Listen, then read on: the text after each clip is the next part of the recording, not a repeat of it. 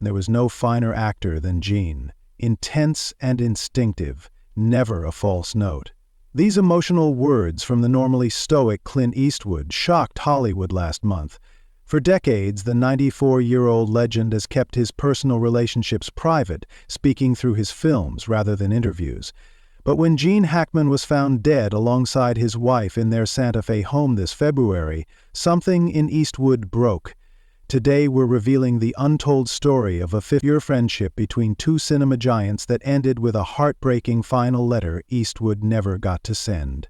Before we continue, hit that subscribe button and notification bell. You won't want to miss a single detail of this extraordinary Hollywood brotherhood that changed both men forever.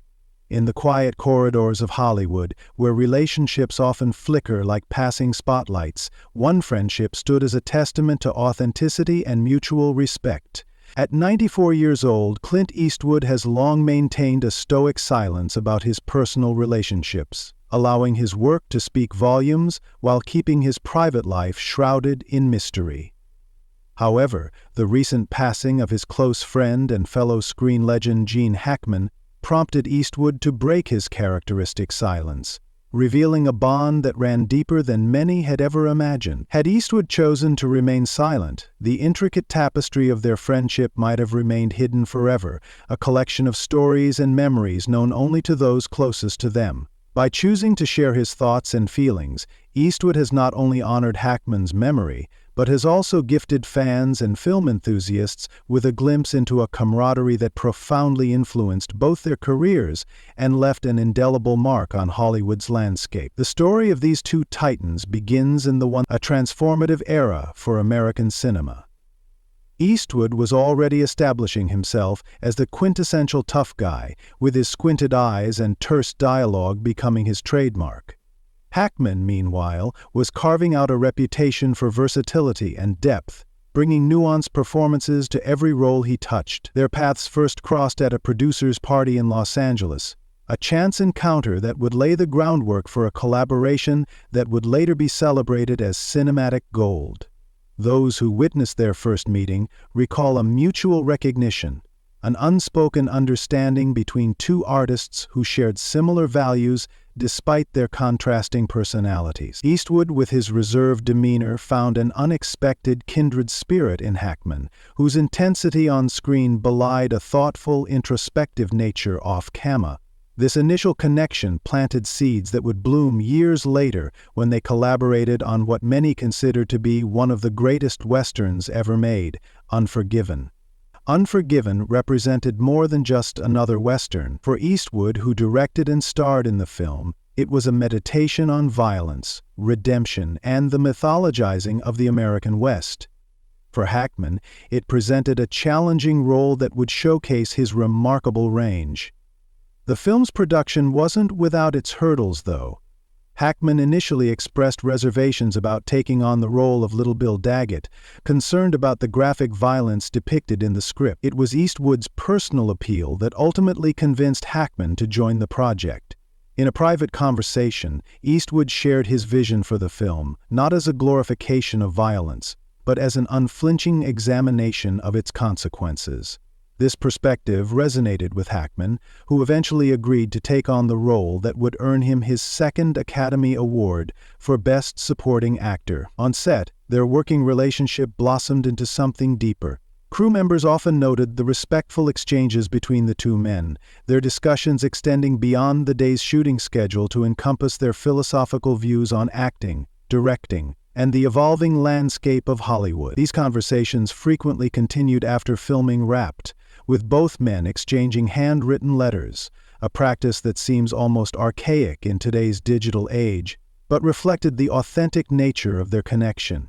These letters, mentioned by Eastwood in his recent statement, offer perhaps the most touching insight into their friendship. Written on whatever paper was at hand, sometimes hotel stationery, other times torn from notebooks, they contained candid thoughts, shared memories, and mutual encouragement. Gene had a way with words that wasn't just limited to his performances, Eastwood recalled. His letters were thoughtful, sometimes humorous, always genuine. They became a bridge between us when our careers took us in different directions. Following the success of Unforgiven, both actors continued on their respective journeys. Eastwood further cemented his place as one of America's most respected directors, while Hackman continued to deliver powerful performances across various genres. Their paths would cross occasionally at industry events, each meeting marked by a warmth that transcended Hollywood's often superficial connections. However, the dynamics of their friendship underwent a significant shift in the early 2000s, when Gene Hackman began contemplating his retirement from acting. This decision wasn't made lightly or suddenly. Rather, it was the culmination of various factors, both personal and professional, that led Hackman to reevaluate his priorities and the direction of his life. A pivotal moment came during a routine stress test in New York, where doctors advised Hackman against the physical demands of acting due to concerns about his heart health. This medical consultation forced Hackman to confront his mortality and consider the impact of his career choices on his family. "I want to make sure that my wife and my family are taken care of," he remarked at the time, revealing a vulnerability that his on-screen personas rarely displayed. Hackman's final role came in the 2004 comedy Welcome to Mooseport, co-starring Ray Romano.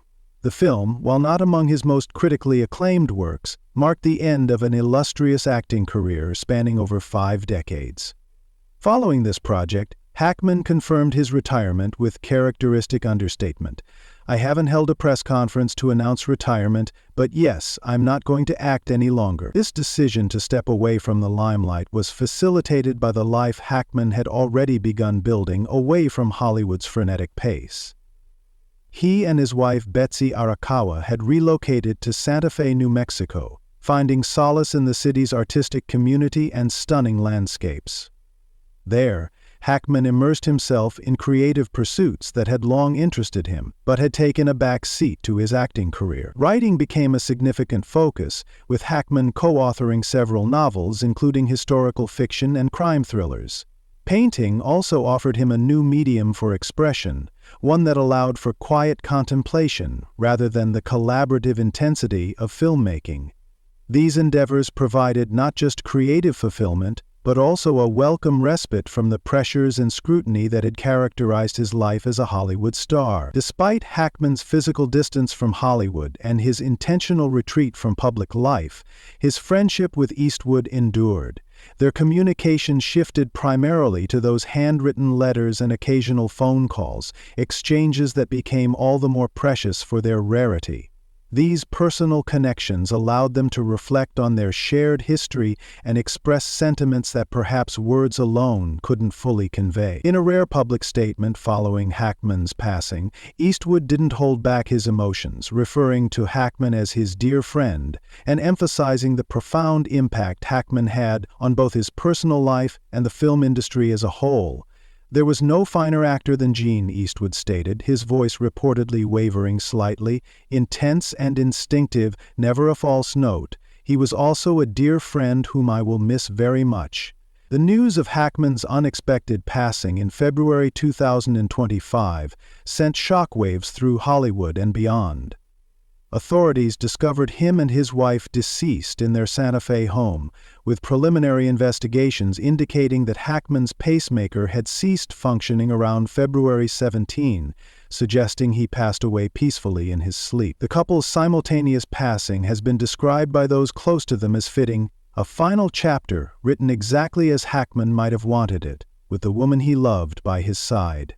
Reflecting on their journey together, Eastwood noted that their collaboration on Unforgiven represented a high point in both their careers. He emphasized that Hackman's portrayal of Little Bill Daggett added layers of complexity to the film that elevated it beyond a typical Western. "Gene understood the darkness in that character," Eastwood observed. "He didn't play him as a villain, but as a man convinced of his own righteousness, which made him all the more compelling and, ultimately, tragic." This sentiment has been echoed by others in the industry who worked closely with Hackman. Morgan Freeman, who also starred in Unforgiven, recalled his experiences working with Hackman with evident admiration. "One of the personal highlights of my career was bringing the French film Garde, A View Under Suspicion, to life with the incredibly gifted Gene Hackman. And, of course, Unforgiven. Rest in peace, my friend." Indeed, Hackman's legacy extends far beyond his collaboration with Eastwood. His filmography includes iconic roles in The French Connection, for which he won his first Academy Award, Bonnie and Clyde, which earned him his first nomination, and The Conversation, a paranoid thriller that showcased his remarkable range. His ability to seamlessly transition between genres, from gritty dramas to superhero films like Superman, where he portrayed the villainous Lex Luthor, earned him not just accolades but the genuine respect of his peers. Perhaps what made Hackman's performances so compelling was his approach to acting. Unlike some of his contemporaries who embraced method techniques, Hackman developed a style that balanced technical precision with emotional authenticity. He once remarked, "The best acting is instinctive. It's not intellectual, it's not mechanical, it's instinctive."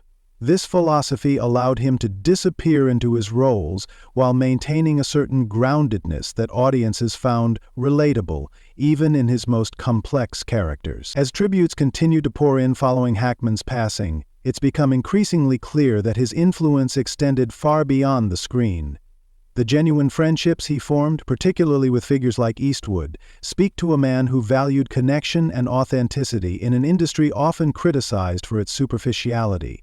These relationships, maintained through decades of career highs and lows, personal triumphs and challenges, have left an indelible mark on Hollywood's social fabric. For Eastwood, the loss of Hackman represents more than just the passing of a colleague or even a friend. It signifies the closing of a chapter in his own life.